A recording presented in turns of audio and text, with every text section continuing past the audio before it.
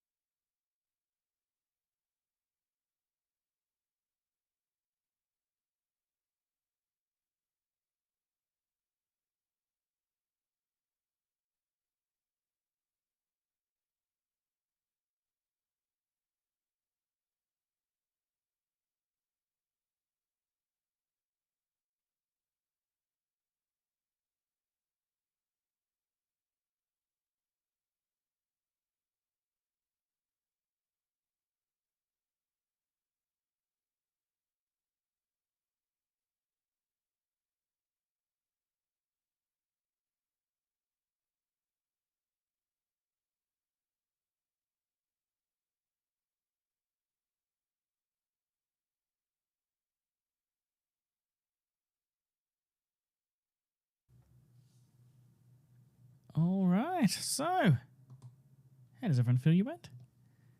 Hopefully good. And look, even if you've just made it through the questions, here's a gold star for all of you. Well done. Let's go through some of the answers, shall we? So, starting off, what sources of information can we use before trying to entertain Sam's request? I'm not so sure I like the wording of entertain, but there we go. They wanted 4 answers in note form. One is to try and actually source information from their regular GP. Now, unfortunately, a lot of the times these things happen after hours or weekends where it's difficult to do that. That's often an intentional thing, and we'll get to that one in a little bit as well. You can, of course, contact the Prescription Information Shopping Service, SafeScript Victoria if you're in Victoria. A lot of other states are rolling out similar programs. And, of course, you can always do a call around to the pharmacies in the area to see if you can obtain a dispensing history to see what kind of medications this patient's been taking and with what frequency. It doesn't always work. For instance, I live in a tri-state area, so there's pretty much we're on the border of Victoria, New South Wales and South Australia, and because of the discrepancies between state reporting systems, people can just kind of jump across the borders and obtain further scripts. But one potential source. Moving on then. What more information? You conclude that they're likely a drug seeker, unfortunately, and unfortunately not uncommon. You decide to prescribe a short prescription of OxyContin. What are the potential dangers of prescribing him this medication? 6, in note form. Of course, it can be enforcing drug dependency. Can also increase the supply going out to the black market. Risk of overdose to the patient. If it's an elderly patient, you can increase the risk of falls, and you can increase the number of drug seekers presenting to the practice. This is something that unfortunately travels around in these circles, and people can pick the soft targets, so to speak, for lack of a better word. Of course, there's also the potential for increased violence in the community by drug-impacted individuals. Now, the specific feedback from KFP Bank was that this answer requires a holistic approach, with many candidates only thinking from the patient's perspective, which is going to narrow down the responses you're usually able to provide. You're probably going to get a question like this in the actual KFP exams, so a good one to be practicing on. Moving on.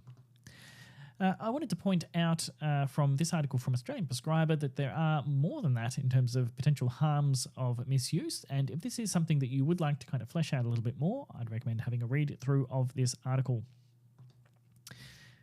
Now, of course, what are the possible indicators that will alert you towards drug-seeking behaviour? 4 in note form. Patient presenting to the practice near closing time. This one's a classic finding, as they're often aware that this will make it harder for you to actually track down additional information or to confirm prescribing practices elsewhere, as well as the fact that at the end of the day, you're probably tired and you're just keen to get home, maybe more likely to just hand over that script. And tied into that is, of course, presenting after hours or on weekends when their usual practice or ability to obtain records from that practice could be more difficult or simply impossible. Sometimes they'll be requesting specific information, specific medications, and can give you extra details about doses, regimes, and will often have that higher than above average knowledge about the drug. That should be a little bit of a red flag. Most people, for better or worse, tend to not have a high level of health literacy, even around the medications they are taking. So if they're showing that little bit more maybe expert knowledge, hackles should be raised. Now, I found, again, an excellent article on dealing with drug-seeking behaviours, and if you wanted to flesh out these kinds of answers, I wouldn't be surprised if in an actual exam some of these might be also accepted. A lot of the copy-pasted responses here, though, probably do veer into overcoding, but I typically break it through into the domains of typical requests and complaints, inappropriate self-medication, inappropriate use of the general practice, resistant behaviour, manipulative or illegal behaviour, and other behaviours. So have a read through. Now, there is also an excellent article from Australian Prescriber about real-time prescribing monitoring and the potential pros and cons around this. So, again, this is a highly likely question to get in an actual KFP, and if you want to flesh out your own knowledge in this area, I think it's invaluable to have a read of this article, also just for your own general knowledge. So, that was our question today. Hopefully you did well. If you like this video, please like and subscribe. If you agree with the answers, fantastic, give me a thumbs up. If you disagree, put it down in the comments, let me know. And of course, I will see you on the next video.